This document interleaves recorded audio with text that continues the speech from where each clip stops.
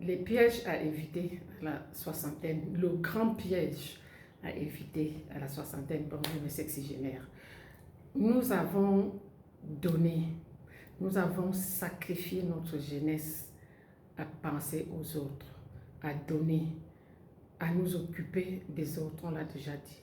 Nous avons souri alors que le cœur pleurait. Nous avons donné alors qu'on était vide. Quand je dis donner, ce n'est pas forcément du matériel. Nous avons donné de nous-mêmes, de notre engagement, alors qu'on était vide de l'intérieur. Nous aussi, on avait besoin qu'on nous apporte du réconfort, mais on a quand même donné. Nous avons souri alors que nous avions envie de pleurer. Aujourd'hui, à 60 ans et plus, à sexygénaire.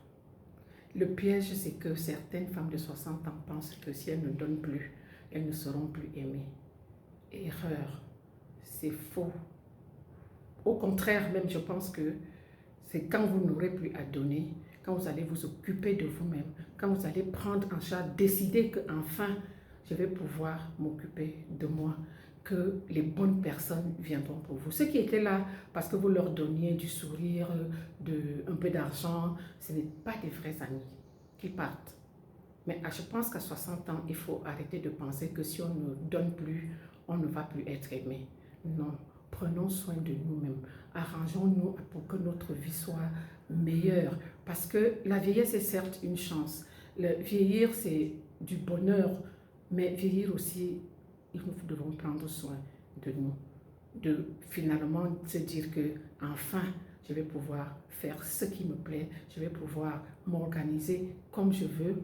Je donne si j'en ai envie, mais ce n'est plus une obligation, ce n'est plus un droit, c'est maintenant à nous-mêmes. Et de nous dire que ce n'est pas demain, ce n'est pas dans 5 ans. Il ne faut pas attendre que toutes les conditions soient réunies pour que je commence à m'occuper de moi. Non, le moment c'est maintenant. Parce que 5 ans, c'est demain, le temps passe tellement vite. Et quelles conditions vont arriver pour qu'on prenne enfin soin de nous? Notre bonheur, je le redis, ne dépend pas des autres.